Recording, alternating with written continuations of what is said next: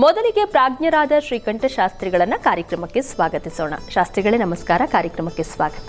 ನಮಸ್ಕಾರಗಳು. ಶಾಸ್ತ್ರಿಗಳೇ, ಕಾರ್ಯಕ್ರಮದ ಆರಂಭದಲ್ಲಿ ನಾವು ಪ್ರತಿ ವಾರ ಸಹ ಒಂದೊಳ್ಳೆ ಮಾತಿನಿಂದ ಆರಂಭ ಮಾಡ್ತೀವಿ. ಒಂದೊಳ್ಳೆ ಮಾತಿನ ಬಗ್ಗೆ ತಿಳಿಸ್ಕೊಡೋದಾದ್ರೆ. ಸರಿ. ಶ್ರೀ ಗುರುಭ್ಯೋ ನಮಃ. ಹರಿ ಓಂ. ಮೂರ್ತಿತ್ವೇ ಪರಿಕಲ್ಪಿತ ಶಶಭೃತೌ ವರ್ತ್ಮಾ ಪುನರ್ಜನ್ಮನ ಮಾತ್ಮೇ ಚಾತ್ಮವಿದಾಂ ಕೃತಶ್ಚ ಯಜತಾಂ ಭರ್ತ ಅಮರ ಜ್ಯೋತಿಷಾಂ ಲೋಕಾನಾಂ ಪ್ರಳಯೋದ್ಭವ ಸ್ಥಿತಿ ವಿಭುಶ್ಚಾನೇಕಧಾನ್ಯಶ್ರಿತೌ ವಾಚನ್ನ ಸದದಾತು ಅನೇಕ ಕಿರಣ ತ್ರೈಲೋಕ್ಯ ದೀಪೋ ರವಿಃ. ಸಮಸ್ತ ವೀಕ್ಷಕರಿಗೆ ಶುಭೋದಯ, ಶುಭ ಬೆಳಗು.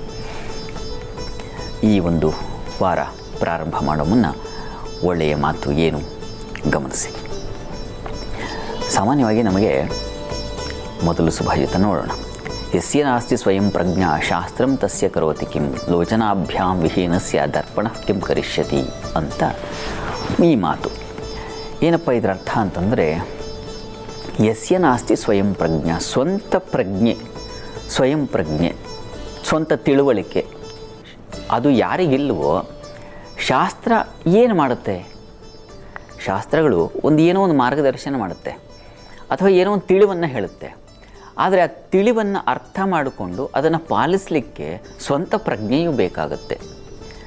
ಹಾಗಾಗಿ ಅದನ್ನು ಕಣ್ಣಿಗೆ ಹೋಲಿಸಿದೆ. ಸ್ವಯಂ ಪ್ರಜ್ಞೆ ಅನ್ನೋದನ್ನು ಕಣ್ಣಿಗೆ ಹೋಲಿಸಿದೆ. ಕಣ್ಣೇ ಇಲ್ಲದೆ ಇದ್ದರೆ ಕನ್ನಡಿ ನೋಡ್ಕೊಂಡು ಏನು ಪ್ರಯೋಜನ? ಅದು ಈ ಮಾತಿನ ಅರ್ಥ. ಇದನ್ನು ಸರಳವಾಗಿ ಅರ್ಥ ಮಾಡ್ಕೊಳ್ಳೋಣ. ಒಂದು ಪುಟ್ಟ ಉದಾಹರಣೆ ಅರ್ಥ ಮಾಡ್ಕೊಳ್ಳೋಣ. ಒಂದು ಮ್ಯಾಪ್ ಇರುತ್ತೆ ನಮಗೆ, ಇಂಥ ಕಡೆಗೆ ಹೋಗಿ ಸೇರಬೇಕು ಅಂತಕ್ಕಂಥದ್ದು. ಅಥವಾ ಇದನ್ನು ಯಾವುದಕ್ಕೂ ಅಳವಡಿಸ್ಕೊಳ್ಳಿ. ಪಾಪ ಸಣ್ಣ ಸಣ್ಣ ನಿಮ್ಮ ಸಾಮರ್ಥ್ಯಕ್ಕೆ ತಕ್ಕನ ಹಾಗೆ ಎಲ್ಲೋ ಹೋಗ್ತೀರಾ. ಹೀಗೆ ಜ್ಯೋತಿಷಕ್ಕೆ ಬರೋಣ. ಶಾಸ್ತ್ರವನ್ನು ಕೇಳಿದ ಮೇಲೆ ಏನನ್ನು ಮಾಡಬೇಕು ಅಂತ ಏನೋ ಒಂದಷ್ಟು ತಿಳಿವು ಬರುತ್ತೆ. ಹೀಗಾಗಿ ಈ ಸಮಸ್ಯೆ ಇದೆ ಅಥವಾ ಇಂಥ ಕೆಲಸ ನೀವು ಮಾಡಬಹುದು, ಈ ಸಂದರ್ಭದಲ್ಲಿ ಇದನ್ನು ಮಾಡಿ ಅಂತ ಶಾಸ್ತ್ರ ಒಂದು ಮಾರ್ಗದರ್ಶನ ಮಾಡುತ್ತೆ. ನಮಗೆ ಏನು ಹೇಳಿರ್ತಾರೋ ಯಾವ ಕ್ಷೇತ್ರದಲ್ಲಿ ನೀವು ಮುಂದುವರಿಬಹುದು ಅಂತ ಅಂದುಕೊಳ್ಳಿ. ನೀವು ಸ್ಟಡೀಸ್ ಮಾಡ್ಬೋದು ಇಂಥ ಕ್ಷೇತ್ರದಲ್ಲಿ ಅಂದುಕೊಳ್ಳಿ. ಶಾಸ್ತ್ರ ಇಷ್ಟನ್ನು ಹೇಳುತ್ತೆ. ನಮಗೆ ಅದನ್ನು ಅಧ್ಯಯನ ಮಾಡುವ ಶಕ್ತಿ ನಮ್ಮೊಳಗಿರುತ್ತೆ. ನಮಗೆ ಸ್ವಯಂ ಪ್ರಜ್ಞೆ ಇರಬೇಕು. ನಾವು ಓದಬೇಕು, ಓದನ್ನು ಅರ್ಥ ಮಾಡ್ಕೋಬೇಕು, ಅರ್ಥ ಮಾಡ್ಕೊಳ್ಳೋದನ್ನು ಬರೀಬೇಕು. ಅಥವಾ ನಾವು ಆ ಕ್ಷೇತ್ರದಲ್ಲಿ ಅದರ ಆಗು ಹೋಗುಗಳ ಬಗ್ಗೆ ವಿವೇಚನೆ ಇರಬೇಕು. ಇದರಿಂದ ಎಷ್ಟು ಲಾಸ್ ಆಗುತ್ತೆ, ಎಷ್ಟು ಖರ್ಚಾಗುತ್ತೆ, ನನ್ನ ಶ್ರಮ ಏನು, ಜನರ ನನ್ನ ಜೊತೆಗಿರ್ತಕ್ಕಂತಹ ಸಹೋದ್ಯೋಗಿಗಳ ಶ್ರಮ ಏನು, ಒಂದು ಸಂಸ್ಥೆ ನಿರ್ಮಾಣ ಮಾಡುವಾಗ ಈ ಪ್ರಜ್ಞೆ ಬೇಕಾಗುತ್ತೆ. ಇದೆಲ್ಲ ಸ್ವಯಂ ಪ್ರಜ್ಞೆ. ಒಂದು ರೈಲ್ವೆ ಸ್ಟೇಷನ್ಗೆ ಹೋಗುವಾಗ ಶಾಸ್ತ್ರ ಅಂದರೆ ವಿಜ್ಞಾನ ಹೇಳುತ್ತೆ, ದಾರಿ ಹೀಗೆ ಹೋಗು ಅಂತ ಒಂದು ಮಾರ್ಗದರ್ಶನ ಮಾಡಬಹುದು. ಹೋಗಬೇಕಾದ್ರೆ ನಮಗೆ ಕಾಲು ಬೇಕು, ನಾವು ಅದನ್ನು ನಡಿಬೇಕು. ನಡೀತಕ್ಕಂತಹ ಸಂದರ್ಭದಲ್ಲಿ ಯಾವುದು ಕಟ್ ರೂಟ್ ಇದೆ ಅಂತಕ್ಕಂಥ ತಿಳ್ಕೊಳ್ಳೋ ಒಂದು ಸ್ವಯಂ ಪ್ರಜ್ಞೆ ಬೇಕು. ಹೀಗೆ ಬರೀ ಶಾಸ್ತ್ರದ ಮೇಲೆ ನಿಂತು ಬಿಟ್ಟರೆ ಆಗಲ್ಲ. ಅಥವಾ ನೀವು ಸೈನ್ಸ್ ಅಂತ ಅಂದ್ಕೊಳ್ಳಿ. ಶಾಸ್ತ್ರವನ್ನು ಸೈನ್ಸ್ ಕ್ಯಾಲ್ಕುಲೇಷನ್ಸನ್ನು ಹೇಳುತ್ತೆ ಅಥವಾ ಇನ್ನೇನೋ ಒಂದು ಸೂತ್ರವನ್ನು ಹೇಳುತ್ತೆ. ಆದರೆ ಅದನ್ನು ತಿಳಿಯುವ ನಮಗೂ ಅದನ್ನು ಡೆವಲಪ್ ಮಾಡ್ತಕ್ಕಂಥ ಸ್ವಯಂ ಪ್ರಜ್ಞೆ ಬೇಕು. ಅದನ್ನು ಸೂಚಿಸ್ತಾ ಇದೆ. ಎಲ್ಲವನ್ನ ಒಂದು ಇದರ ಮೇಲೆ ನಿಂತು ಬಿಡೋದಲ್ಲ, ನಾವು ಅದನ್ನು ಡೆವಲಪ್ ಮಾಡ್ತಕ್ಕಂಥ ಶಕ್ತಿ ನಮ್ಮೊಳಗಿರುತ್ತೆ. ಅದು ಇರಬೇಕು ಪ್ರತಿಯೊಬ್ಬ ಮನುಷ್ಯನಿಗೆ. ಅದನ್ನು ರೂಢಿಸ್ಕೋಬೇಕು, ಬೆಳೆಸ್ಕೋಬೇಕು. ಅದಕ್ಕೆ ಸಹವಾಸ ಬೇಕಾಗುತ್ತೆ, ಅಧ್ಯಯನ ಬೇಕಾಗುತ್ತೆ, ಮಾರ್ಗದರ್ಶನ ಬೇಕಾಗುತ್ತೆ. ಹೀಗೆ ಎಲ್ಲವೂ ಸೇರಿದೆ ಅನ್ನೋದನ್ನು ಹೇಳ್ತಾ ಇದೆ. ಹೀಗಾಗಿ ಒಂದಕ್ಕೆ ಸ್ಟಿಕ್ ಆನ್ ಆಗದೆ ನಾವು ನಮ್ಮ ಕೆಲಸ ಏನು, ಕೆಲಸ ಕೊಟ್ಟಿದ್ದಾರೆ ಹೇಳಿದ್ದಾರೆ ಅಂದರೆ ನಾವು ಸ್ವಂತ ಪ್ರಜ್ಞೆ ಉಪಯೋಗಿಸ್ಬೇಕು. ಏನು ಹೇಳಿದ್ದಾರೆ, ಏನು ಮಾಡಬಹುದು, ಹೇಗೆ ಅದನ್ನು ರುಚಿಕಟ್ಟಾಗಿ ಅಥವಾ ಚೆನ್ನಾಗಿ ಅನ್ನೋದನ್ನು ನಮಗೂ ಸ್ವಲ್ಪ ತಿಳಿಯಿರಬೇಕು ಅನ್ನೋದನ್ನು ಹೇಳುತ್ತೆ. ಬರೀ ಅದರ ಮೇಲೆ ನಿಂತ್ಕೋಬೇಡಿ, ನೀವು ಸ್ವಲ್ಪ ಆಲೋಚಿಸಿ ಅಂತ. ಅದು ಈ ವಾರದ ಮಾತು. ಸರಿ ಶಾಸ್ತ್ರಿಗಳೇ, ಒಂದೊಳ್ಳೆ ಮಾತಿನಿಂದ ಕಾರ್ಯಕ್ರಮವನ್ನು ಆರಂಭ ಮಾಡಿದ್ದೀವಿ. ಇಡೀ ವಾರದ ವಿಶೇಷತೆ ಬಗ್ಗೆ ತಿಳಿಸ್ಕೊಡಿ. ಈ ವಾರ ಏನೇನು ವಿಶೇಷತೆಗಳಿರ್ತವೆ, ಯಾವ್ಯಾವುದನ್ನು ಪ್ರಧಾನವಾಗಿ ನಾವು ಗುರುತಿಸಬಹುದು ಗಮನಿಸಿ. ಕೋಷ್ಟಕ ನೋಡಿ. ವಾರದಲ್ಲಿ ನಾವು ಪ್ರಧಾನವಾಗಿ ಗ್ರಹಗಳ ಪರಿವರ್ತನೆಯನ್ನು ಕಾಣ್ತೀವಿ. ಕುಜ ಮಿಥುನದಲ್ಲಿ ವಕ್ರ ಸಂಚಾರ ಮಾಡ್ತಾರೆ ಮಂಗಳವಾರದಿಂದ, ಅಂದರೆ ಜನವರಿ 21 ಮಂಗಳವಾರದಿಂದ. ಆ ನಂತರದಲ್ಲಿ ನಾವು ಕಾಣ್ತಕ್ಕಂಥದ್ದು ಬುಧನ ಒಂದು ಪರಿವರ್ತನೆಯನ್ನು. ಶುಕ್ರವಾರ ದಿವಸ ಮಕರ ರಾಶಿಗೆ ಪ್ರವೇಶ ಮಾಡ್ತಾನೆ ಬುಧ. ಧನು ರಾಶಿಯಿಂದ ಮಕರ ರಾಶಿಯನ್ನು ಪ್ರವೇಶಿಸ್ತಾನೆ. ಅದು ಈ ವಾರದಲ್ಲಿ ನಾವು ಕಾಣ್ತಕ್ಕಂಥ ಪ್ರಮುಖವಾದ 2 ಬದಲಾವಣೆಗಳು. ಉಳಿದ ಹಾಗೆ ನಮಗೆ ಕುಂಭಮೇಳದಲ್ಲಿ ವಿಶೇಷವಾದ ಸ್ನಾನ, ಶಾಹಿ ಸ್ನಾನ ನೆರವೇರ್ತಾ ಇದೆ. ಸಾಧ್ಯವಾದವರು ಹೋಗಬಹುದು. ಇನ್ನು ಫೆಬ್ರವರಿ 26 ಶಿವರಾತ್ರಿಯವರೆಗೆ ಇರುತ್ತದೆ. ಅದು ಪ್ರತಿದಿನದ ವಿಶೇಷ, ವಾರದ ವಿಶೇಷ ಅಂತಲ್ಲ, ಪ್ರತಿದಿನದ ವಿಶೇಷ. ನಾವು ಸಾಧ್ಯವಾದವರು ಭಾಗವಹಿಸಿ. ಇದು ಈ ವಾರದ ವಿಶೇಷ. ಸರಿ ಶಾಸ್ತ್ರಿಗಳೇ, ಕಾಲರ್ ರೆಡಿ ಇದ್ದಾರೆ. ಕಲ್ಪಶ್ರೀ ಅವರು ಕಾರವಾರದಿಂದ ಕರೆ ಮಾಡಿದ್ದಾರೆ. ನಮಸ್ತೆ ಕಲ್ಪಶ್ರೀ ಅವರೇ. ನಮಸ್ತೆ ಮೇಡಮ್. ನಮಸ್ತೆ. ಯಾರ ಬಗ್ಗೆ ಕೇಳಬೇಕಾಗಿತ್ತು? ನಮ್ಮ ಮಗನ್ ಬಗ್ಗೆ ಕೇಳ್ಬೇಕಿತ್ತು ಮೇಡಮ್. ಅವರ ಹುಟ್ಟಿದ ದಿನಾಂಕ, ಸಮಯ ತಿಳಿಸಿ. ಅವ್ರು ಹುಟ್ಟಿದ ದಿನಾಂಕ ಅಕ್ಟೋಬರ್ 18 ರಾತ್ರಿ 1:03. 18 96. ಅಕ್ಟೋಬರ್ 18 ರಾತ್ರಿ 1996 ರಾತ್ರಿ 1:03. 1:03. ಏನ್ ಪ್ರಶ್ನೆ ಇತ್ತು? ನನ್ ಮಗ ಒಂದು ಬೋಟಿ ತಗೊಂಡು ಬಿಸ್ನೆಸ್ ಮಾಡ್ತಾ ಇದ್ದ ಮೇಡಮ್. 3 ವರ್ಷ ಆಯ್ತು. ಬರೇ ಸಾಲ ಮಾಡ್ಕೊಂಡ್ ಮಾಡಿದ್ದು. ಅದ್ರಲ್ಲಿ ಅವನಿಗೆ ಇನ್ನೂ ಅಭಿವೃದ್ಧಿ ಆಗ್ಲಿಲ್ಲ ಮೇಡಮ್. ಈ ವರ್ಷ ಆದ್ರೂ ಒಂದು ಸರಿ, ಶಾಸ್ತ್ರಿಗಳಿದ್ದಾರೆ, ಮಾತಾಡಿ ಈ ಬಗ್ಗೆ. ಸರಿ ಸರ್. ನಮಸ್ಕಾರ. ನಮಸ್ತೆ ಗುರುಜಿ. ನಮಸ್ಕಾರ. ನಿಮ್ ಕಾಲ್ ಸಿಕ್ಕಿದ್ ನನ್ ಗುರುಜಿ. ಅಯ್ಯೋ ರಾಮಚಂದ್ರ, ನಾವು ಪ್ರತಿದಿನ ನೋಡ್ತೀವಿ ಪ್ರೋಗ್ರಾಮ್. ಹೌದಾ? ಹೇಗ್ ಬರ್ತಾ ಇದೆ ಕಾರ್ಯಕ್ರಮ? ಚೆನ್ನಾಗಿದೆ ಸರ್ ಗುರುಜಿ. ಚೆನ್ನಾಗಿದ್ಯಾ? ಅಲ್ಲಿ ನೀವ್ ಹೇಳೋದ್ ಪ್ರತಿ ವಸ್ತು ಭವಿಷ್ಯ ಎಲ್ಲಾನು ನೀವ್ ಹೇಳೋದ್ ರೀತಿನೇ ಆಗತ್ತೆ ಗುರುಜಿ. ಸರಿ, ಸಂತೋಷ. ನಾನು ಹೇಳಿದ ರೀತಿಯಲ್ಲ, ಆ ರೀತಿಯಲ್ಲಿ ಗ್ರಹಸ್ಥಿತಿ ಇದ್ದಾಗ ಆಯಾ ಫಲ ಅನ್ನೋದನ್ನ ಋಷಿಗಳು ಕಂಡಿರ್ತಕ್ಕಂಥದ್ದು. ಏನ್ ಹೇಳ್ತೀರಿ ಅದೇ ರೀತಿ ಆಗತ್ತೆ ಗುರುಜಿ. ಆಗ್ಲಿ, ಸಂತೋಷ. ಇದು ನೋಡೋಣ, ಇವ್ರದ್ದು ಯಾಕೋ ಬಿಸ್ನೆಸ್ ಕೈ ಹತ್ತಿಲ್ಲ ಅಂತ ಹೇಳ್ತಾ ಇದ್ದೀರಲ್ವಾ? ನೋಡಿ, ಇವ್ರದ್ದು ಕರ್ಮಾಧಿಪತಿ ಕುಜ. ಆತ ಲಗ್ನದಲ್ಲಿ, ಕರ್ಕಟಕ ಲಗ್ನ ಇವ್ರದ್ದು. ಆ ಲಗ್ನಕ್ಕೆ ಕುಜ ಏನು ಮಾರಕನಲ್ಲ. ಧನಾಧಿಪತಿ ವಸ್ತುತಃ ನೀಚನಾಗಿದ್ದಾನೆ. ಹಣಕಾಸಿನ ವಹಿವಾಟು, ಕೆಲಸ, ಶ್ರಮ ಜಾಸ್ತಿ ಇವರಿಗೆ. ಆ ಶ್ರಮಕ್ಕೆ ತಕ್ಕಂಥ ಫಲ ಸಿಗದೆ ಹೋಗ್ತಾ ಇದೆ. ಅದು ವಸ್ತುತಃ ಇದರ ಸಮಸ್ಯೆ. ನೋಡಿ, ಹತ್ತಿರದಲ್ಲಿ ಯಾವುದಾದ್ರು ಈಶ್ವರ ಸನ್ನಿಧಾನ ಇದ್ದರೆ ಅಲ್ಲಿ ವಸ್ತುತಃ ಲಾಭಾಧಿಪತಿಯು ಶತ್ರು ಕ್ಷೇತ್ರದಲ್ಲಿದ್ದಾನೆ. ಹೀಗಾಗಿ ಈಶ್ವರ ಸನ್ನಿಧಾನ ಇದ್ದರೆ ಪ್ರತಿ ಭಾನುವಾರ ಈಶ್ವರನಿಗೆ ಗೋಧಿ ಸಮರ್ಪಣೆ ಮಾಡೋಕ್ಕೆ ಹೇಳಿ. ಹಾಗೂ ಅವರೇ ಧಾನ್ಯ, ಗೋಧಿ ಹಾಗೂ ಅವರೇ, ಇದನ್ನು ಪ್ರತಿ ಭಾನುವಾರ ಈಶ್ವರ ಸನ್ನಿಧಾನಕ್ಕೆ ಕೊಟ್ಟು ಬರಲಿ. 6 ತಿಂಗಳುಗಳ ಕಾಲ ಇದನ್ನು ಪ್ರಯತ್ನ ಮಾಡಲಿ. ಆಮೇಲೆ ಒಂದು ಕಾಲ್ ಮಾಡಿ ನೋಡೋಣ ಏನು ಬದಲಾವಣೆ ಆಗುತ್ತೆ ಅಂತ. ಶ್ರದ್ಧೆಯಿಂದ ಮಾಡೋಕ್ಕೆ ಹೇಳಿ, ಖಂಡಿತ ಅನುಕೂಲ ಆಗುತ್ತೆ. ಒಳ್ಳೆಯದಾಗ. ಕರೆ ಮಾಡಿದ್ದಕ್ಕಾಗಿ ಧನ್ಯವಾದಗಳು. ಶಾಸನಗೌಡ ಅವರು ಬೆಳಗಾವಿಯಿಂದ ಕರೆ ಮಾಡಿದ್ದಾರೆ. ನಮಸ್ತೆ ಶಾಸನಗೌಡ ಅವರೇ. ನಮಸ್ಕಾರ ಮೇಡಮ್. ನಮಸ್ತೆ. ಯಾರ ಬಗ್ಗೆ ಕೇಳಬೇಕಾಗಿತ್ತು? ನನ್ನ ಬಗ್ಗೆನೇ ಕೇಳಬೇಕಿತ್ತು ಮೇಡಮ್. ನಿಮ್ಮ ಹುಟ್ಟಿದ ದಿನಾಂಕ, ಸಮಯ ತಿಳಿಸಿ. 18/3/92 ಮೇಡಮ್. 18/3/92. ಸಮಯ ಸಂಜೆ ಅಥವಾ ರಾತ್ರಿ ಗೊತ್ತಿಲ್ಲ ಮೇಡಮ್, ಅದು ಕರೆಕ್ಟ್ ಆಗಿ. ಏನ್ ಪ್ರಶ್ನೆ ಇತ್ತು ಮೇಡಮ್? ನಮ್ದು ನನಗೆ ತೊಂದರೆ ಇದೆ ಮೇಡಮ್, ಅದು ಯಾವ ಕೆಲಸನೂ ಆಗ್ತಿಲ್ಲ. ಸರಿ, ಶಾಸ್ತ್ರಿಗಳ ಜೊತೆ ಮಾತಾಡಿ. ಶಾಸನಗೌಡ್ರೆ ನಮಸ್ಕಾರ. ನಮಸ್ಕಾರ ಗುರುಗಳೇ. ನಮಸ್ಕಾರ. ಡೈಲಿ ನಿಮ್ ಪ್ರೋಗ್ರಾಮ್ ನೋಡ್ತೀನಿ ಗುರುಗಳೇ ನಾನು. ಹೌದಾ? ಇವತ್ತು ಕನೆಕ್ಟ್ ಆಯ್ತು. ಆಗಲಿ, ಸಂತೋಷ, ಬಹಳ ಸಂತೋಷ. ನಿಮ್ಮ ಜೊತೆಗೆ ಮಾತಾಡಿ ಸಂತೋಷವೇ ಆಯಿತು. ಏನು ರಾಶಿ ನಿಮ್ಮದು? ಕನ್ಯಾ ರಾಶಿನಾ? ಇದು ನಂದು ಕುಂಭರಾಶಿ ಅಂತ. ನಿಮ್ಮ ಹೆಸರಿನ ಪ್ರಕಾರ ನೋಡ್ತೀರಾ. ವಸ್ತುತಃ ನೀವು ಡೇಟ್ ಆಫ್ ಬರ್ತ್ ಹೇಳಿದ್ರಲ್ಲ, ಅದಕ್ಕೆ ಕನ್ಯಾ ರಾಶಿ ಬರುತ್ತೆ. ಇರಲಿ, ಅದನ್ನು ಪಕ್ಕಕ್ಕೆ ಇಡೋಣ. ಈಗ ವ್ಯವಹಾರ ನಾಮ ಅಂತ ನಿಮ್ಮ ಹೆಸರಿನ ಬಲದ ಮೇಲೆ ಕುಂಭರಾಶಿಯನ್ನೇ ಗಮನದಲ್ಲಿ ಇಟ್ಕೊಂಡು ನೋಡೋಣ. ಈಗ ಕುಂಭರಾಶಿ ಈಗ ಸ್ವಲ್ಪ ಅಲ್ಲಿ ಕರ್ಮಾಧಿಪತಿ ನಿಮಗೆ, ಈಗ ನಾನು ಅಷ್ಟೇ ಹೇಳಿದೆ, ಅವನು ನೀಚ ಸ್ಥಾನದಲ್ಲಿ ಇರೋದಲ್ಲದೆ ವಕ್ರಿಯಾಗಿ ಈಗ ಅವನು ಶತ್ರು ಕ್ಷೇತ್ರ ಸಂಚರಿಸ್ತಾನೆ. ಹೀಗಾಗಿ ಸ್ವಲ್ಪ ತೊಡಕುಗಳಾಗುತ್ತೆ. ಇದರ ನಿವಾರಣೆಗೆ ಹತ್ತಿರದಲ್ಲಿ ನರಸಿಂಹ ಸನ್ನಿಧಾನ ಇದ್ದರೆ ನರಸಿಂಹಸ್ವಾಮಿಗೆ ಪಂಚಾಮೃತ ಸೇವೆ ಮಾಡಿಸಿ. ಪ್ರತಿ ಮಂಗಳವಾರ ಮಾಡಿಸಿ. 12 ಮಂಗಳವಾರ ಮಾಡಿಸಿ. ತುಂಬ ಶ್ರದ್ಧೆಯಿಂದ ಭಕ್ತಿ ಸಮರ್ಪಣೆ ಮಾಡಿ. ಖಂಡಿತ 12 ವಾರದೊಳಗೆ ಒಂದು ಬದಲಾವಣೆ ಕಾಣ್ತೀರಾ. ನರಸಿಂಹ ಸನ್ನಿಧಾನದಲ್ಲಿ ಪಂಚಾಮೃತ ಸೇವೆ ಮಾಡಿಸೋದು, ನೀವೊಂದು ತೀರ್ಥ ತಗೊಳ್ಳೋದು, ಒಂದು ಪ್ರಯತ್ನ ಮಾಡಿ ನೋಡಿ. ಒಳ್ಳೆಯದಾಗಲಿ. ಕರೆ ಮಾಡಿದ್ದಕ್ಕಾಗಿ ಧನ್ಯವಾದಗಳು. ಇನ್ನು ವಿನೋದ್ ಅವರು ಹಾಸನದಿಂದ ಕರೆ ಮಾಡಿದ್ದಾರೆ. ನಮಸ್ತೆ ವಿನೋದ್ ಅವರೇ. ನಮಸ್ತೆ. ಯಾರ ಬಗ್ಗೆ ಕೇಳಬೇಕಾಗಿತ್ತು? ಮೇಡಮ್, ನಮ್ಮ ಬಗ್ಗೆನೇ ಕೇಳಬೇಕಾಯ್ತು. ನಿಮ್ಮ ಹುಟ್ಟಿದ ದಿನಾಂಕ, ಸಮಯ ತಿಳಿಸಿ. 25/3/1977. 25/3/1977. ಸಮಯ ಬೆಳಗಿನ ಜಾವ ಅಂತ ಗೊತ್ತು ಮೇಡಮ್, ಟೈಮ್ ಕರೆಕ್ಟ್ ಆಗುತ್ತಿಲ್ಲ. ಸರಿ, ಏನ್ ಪ್ರಶ್ನೆ ಇತ್ತು ಮೇಡಮ್? ನಮ್ ಕೆಲ್ಸದ ಬಗ್ಗೆ ಹೇಗಿದೆ? ಸರಿ, ಶಾಸ್ತ್ರಿಗಳಿದ್ದಾರೆ, ಮಾತಾಡಿ. ನಮಸ್ಕಾರ. ನಮಸ್ಕಾರ ವಿನೋದ್. ಬುದ್ಧಿಗಳೇ ನಮಸ್ಕಾರ. ಹೇಳಿ. ನಮಸ್ಕಾರ. ಅದೇ ಬುದ್ಧಿ, ನಮ್ ಕೆಲ್ಸದ ಬಗ್ಗೆ ಏನು? ಯಾಕೆಂದ್ರೆ ಹಿಂಸೆ, ಯಾವಾಗ ನೋಡಿದ್ರು ಹಿಂಸೆ. ಅದಕ್ಕೂ ನೋಡೋಣ ಇಲ್ಲಿ ಏನಾಗಿದೆ. ನಿಮ್ಮ ಡೇಟ್ ಆಫ್ ಬರ್ತ್ ಪ್ರಕಾರ ನಿಮ್ಮದು ವೃಷಭ ರಾಶಿ. ನೀವು ಏನಂತ ಗುರುತಿಸ್ತಾ ಇದ್ದೀರಾ? ನಿಮ್ಮ ರಾಶಿ ಗೊತ್ತಿದೆಯಾ ನಿಮಗೆ? ವೃಷಭ ರಾಶಿ ಅಂತಲೇ ಗೊತ್ತು. ಸರಿ, ಹಾಂ, ಸರಿ, ಆಯಿತು. ನೋಡಿ, ಈ ರಾಶಿಯ ಈಗ ಕರ್ಮಸ್ಥಾನದ ಅಧಿಪತಿ ಕರ್ಮಸ್ಥಾನದಲ್ಲೇ ಇದ್ದಾನೆ, ಶನೈಶ್ಚರ ಇದೆ. ನಿಮ್ಮ ಜಾತಕದಲ್ಲಿ ಏನಾಗಿದೆ, ಈ ಕರ್ಮಾಧಿಪತಿಯಾಗಿರ್ತಕ್ಕಂತಹ ಶನೈಶ್ಚರ ಶತ್ರು ಕ್ಷೇತ್ರದಲ್ಲಿದ್ದಾನೆ. ಜಾತಕ ಬೇರಿದ್ದ ಹಾಗೆ, ಬೇರು ಹೇಗಿರ್ತದೋ ಅಂದರೆ ಆ ವೃಕ್ಷದ ಫಲ ಹಾಗಿರ್ತದೆ. ಹೀಗಾಗಿ ನಿಮ್ಮ ಜಾತಕದಲ್ಲಿ ಏನಾಗಿದೆ, ಆ ಕರ್ಮಾಧಿಪತಿ ಯಾರು ಕೆಲಸದ ಅಧಿಪತಿ ಅವನು ಶತ್ರುಕ್ಷೇತ್ರದಿದ್ದಾಗ ಕಿರಿಕಿರಿ ಆಗುತ್ತೆ, ಸಮಾಧಾನ ಇರಲ್ಲ. ಮತ್ತು ಅಲ್ಲಿ ಕುಜ ಸೇರಿದ್ದಾನೆ, ಅಲ್ಲ ಕರ್ಮಾಧಿಪತಿ ಕುಜ ಶತ್ರುಕ್ಷೇತ್ರದಲ್ಲಿದ್ದಾನೆ. ಈ ಕಾರಣದಿಂದಾಗಿ ಸ್ವಲ್ಪ ಕಿರಿಕಿರಿಗಳಾಗುತ್ತೆ. ನೀವು ಅಷ್ಟೇ ಪ್ರತಿ ದಿವಸ ಹತ್ತಿರದಲ್ಲಿ ಯಾವುದಾದ್ರು ನರಸಿಂಹ ಸನ್ನಿಧಾನ ಇದ್ದರೆ ನರಸಿಂಹ ಸನ್ನಿಧಾನಕ್ಕೆ ಹೋಗಿ ಬನ್ನಿ. ಅಲ್ಲಿ ತುಳಸಿ ಅರ್ಚನೆ ಮಾಡಿಸಿ. ಪ್ರತಿ ಮಂಗಳವಾರ ನರಸಿಂಹನ ತುಳಸಿ ಅರ್ಚನೆ ಮಾಡೋದ್ರಿಂದ ನೋಡಿಪ್ಪ ಕಿರಿಕಿರಿ ಆಗ್ತಕ್ಕಂಥದ್ದು, ಅಸಮಾಧಾನ ಆಗ್ತಕ್ಕಂಥದ್ದು, ಕೆಲಸ ಒಂದು ರೀತಿಯ ಸಮಾಧಾನ ಕೊಡೋದಿಲ್ಲ, ಆ ರೀತಿ ಇರ್ತದೆ. ಈ ತುಳಸಿ ಅರ್ಚನೆ ಮಾಡೋದ್ರಿಂದಾಗಿ ತುಂಬ ಸಮಾಧಾನ ಸಿಗುತ್ತೆ, ಕೆಲಸ ನಿಮಗೆ ಹಿತವೂ ಆಗುತ್ತೆ, ವಾತಾವರಣವೂ ಸರಿ ಹೋಗುತ್ತೆ. ಪ್ರಯತ್ನ ಮಾಡಿ ನೋಡಿ, ಪ್ರತಿ ಮಂಗಳವಾರ ಮಾಡಿ, 6 ತಿಂಗಳ ಕಾಲ ಮಾಡಿ. ಈ ಪ್ರಯತ್ನದಿಂದ ಆಗುತ್ತೆ, ಖಂಡಿತ ಅನುಕೂಲ ಆಗುತ್ತೆ. ಒಳ್ಳೆಯದಾಗಲಿ. ಕರೆ ಮಾಡಿದ್ದಕ್ಕಾಗಿ ಧನ್ಯವಾದಗಳು. ಇನ್ನು ಶೈಲಾ ಅವರು ಹಾವೇರಿಯಿಂದ ಕರೆ ಮಾಡಿದ್ದಾರೆ. ನಮಸ್ತೆ ಶೈಲಾ ಅವರೇ.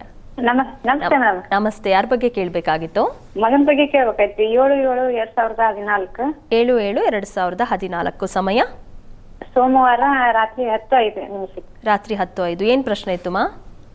ಒಂದು ಮುಂದಿನ ಭವಿಷ್ಯ ಮತ್ತು ಸ್ವಲ್ಪ ಆರೋಗ್ಯ ಬಗ್ಗೆ ಕೇಳ್ಬೇಕು. ಸರಿ, ಶಾಸ್ತ್ರಿಗಳಿದ್ದಾರೆ, ಮಾತಾಡಿ. ಶೈಲಾ ಅವರೇ ನಮಸ್ಕಾರ. ನಮಸ್ತೆ ಗುರುಜಿ. ನಮಸ್ಕಾರ. ಒಂದು ಮುಂದಿನ ವಿದ್ಯಾಭ್ಯಾಸ ಮತ್ತು ಆರೋಗ್ಯ ಬಗ್ಗೆ ಕೇಳ್ಬೇಕಾಯ್ತು. ನೋಡಿ, ಇವ್ರ ಜಾತಕ ನೀವು ತುಂಬ ಚೆನ್ನಾಗಿ ಮಾತಾಡಿದ್ರಿ.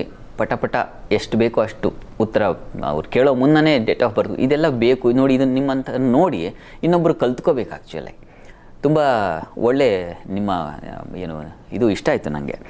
ಇವರ ಜಾತಕ ಗಮನಿಸಿದ್ರೆ ಚೆನ್ನಾಗಿದೆಯಪ್ಪ, ತುಂಬ ಚೆನ್ನಾಗಿದೆ. ಇವರಿಗೆ ಪ್ರತಿಭಾಶಾಲಿಗಳು, ತುಂಬ ಬುದ್ಧಿ ಇದೆ, ಚೆನ್ನಾಗಿ ಓದಬೇಕು. ಗ್ರಹಗಳ ಬಲ ಚೆನ್ನಾಗಿದ್ದಾಗ ಇವು ಸ್ವಲ್ಪ ಪ್ರಯತ್ನ ಮಾಡಿದ್ರೆ ವಿಶೇಷವಾದ ಅನುಗ್ರಹ ಉಂಟಾಗ್ಬಿಡುತ್ತೆ. ಹೀಗಾಗಿ ಶುಕ್ರನಿಂದಾಗಿ ಮಾಲವೀಯ ಯೋಗ ಇದೆ, ಪಂಚಮದಲ್ಲಿ ಬುಧಾದಿತ್ಯ ಯೋಗ ಇದೆ. ಇದೆಲ್ಲ ಒಳ್ಳೆಯ ಲಕ್ಷಣ. ಶನೈಶ್ಚರ ಉಚ್ಚನಾಗಿದ್ದಾನೆ, ಒಳ್ಳೆ ರಾಜಯೋಗದ ಲಕ್ಷಣ. ಚೆನ್ನಾಗಿ ಓದಿಸಿ ಚೆನ್ನಾಗಿರ್ತಾರೆ, ಏನು ಆತಂಕ ಬೇಡ. ಆರೋಗ್ಯದ ಕಡೆ ಆಗಲಿ ಅಥವಾ ಇನ್ನೇನೋ ವಿದ್ಯಾಭ್ಯಾಸದಿಂದ ಇನ್ನೇನೋ ಡೈವರ್ಷನ್ ತೊಗೊಂಡ್ಬಿಡ್ತಾರೆ, ಆ ಥರದ್ದು ಏನೂ ಇಲ್ಲ. ಚೆನ್ನಾಗಿದೆ, ಒಳ್ಳೆ ವಿದ್ಯಾಭ್ಯಾಸ ಕೊಡಿಸಿದ್ರಾಯ್ತು. ಒಂದು ಮಾರ್ಗದರ್ಶನ ತೋರಿಸಿ ಅಷ್ಟೇ, ಅವ್ರ ಪಾಡಿಗೆ ಓದ್ಬಿಡ್ತಾರೆ. ಒಳ್ಳೆಯದಾಗಲಿ, ಚೆನ್ನಾಗಿದೆ. ಕರೆ ಮಾಡಿದ್ದಕ್ಕಾಗಿ ಧನ್ಯವಾದಗಳು. ರಕ್ಷಿತ್ ಕುಮಾರ್ ಅವರು ಹಾಸನಿಂದ ಕರೆ ಮಾಡಿದ್ದಾರೆ. ನಮಸ್ತೆ ರಕ್ಷಿತ್ ಅವರೇ.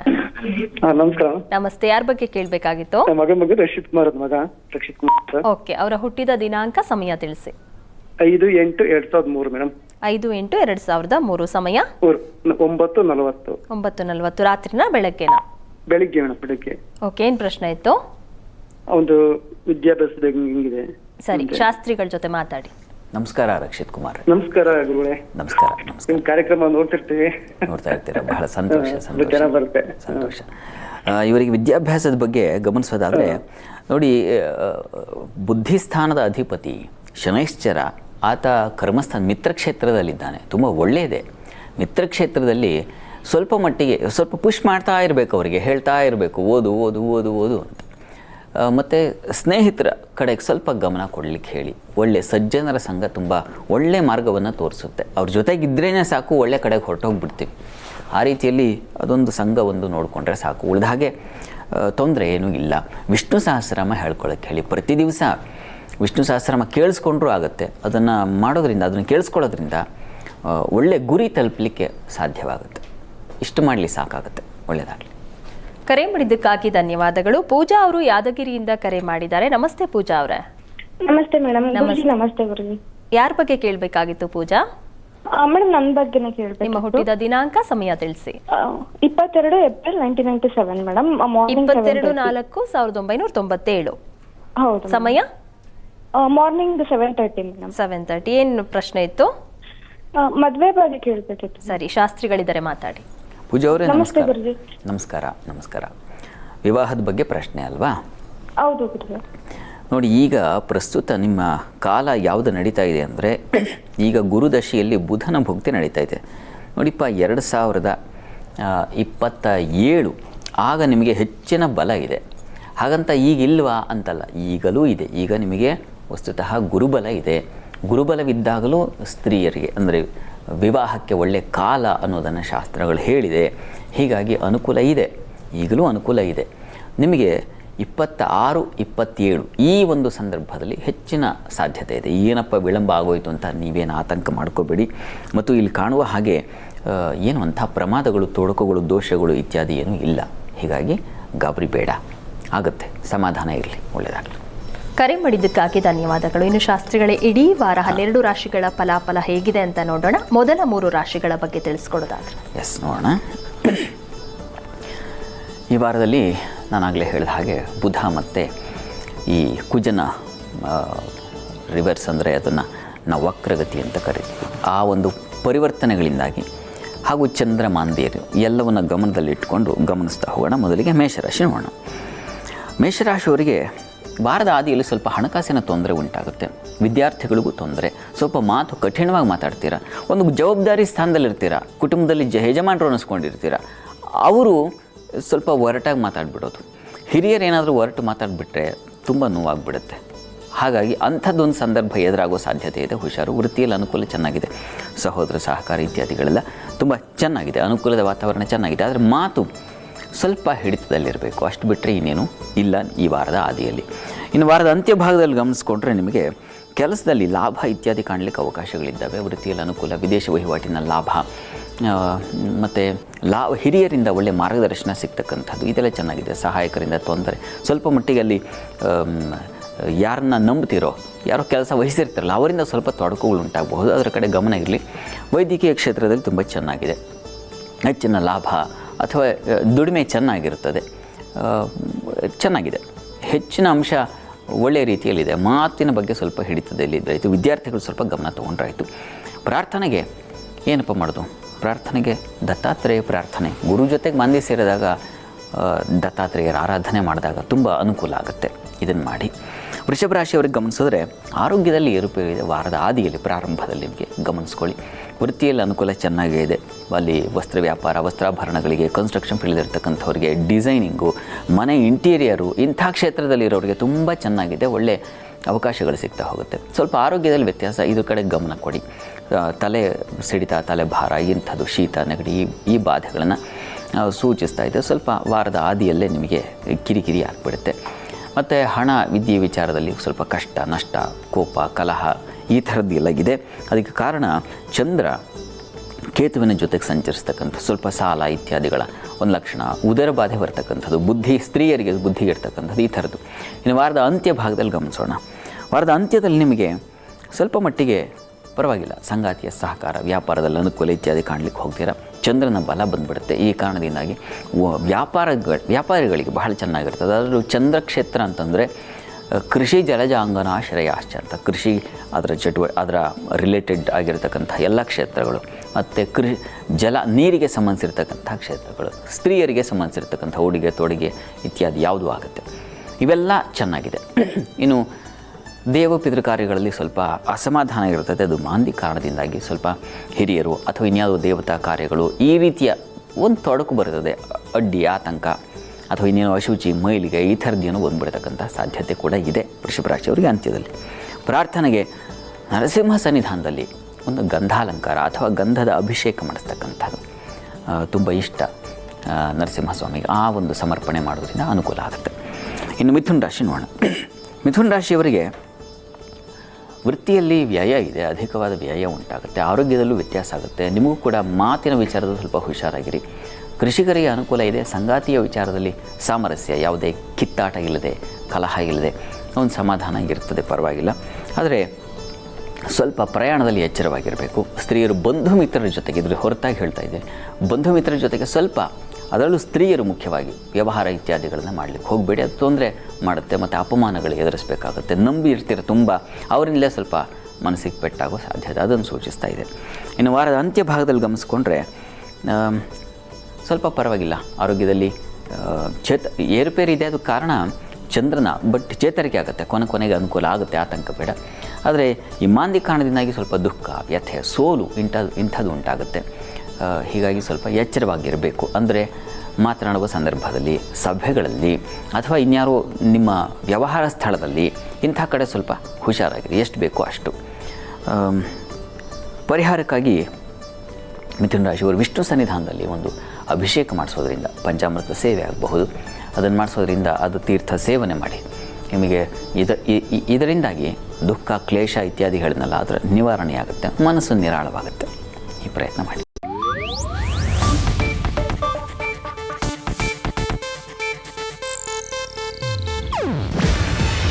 ಇದು ಏಷ್ಯಾನೆಟ್ ನ್ಯೂಸ್ ನೆಟ್ವರ್ಕ್ ಪ್ರಸ್ತುತಿ.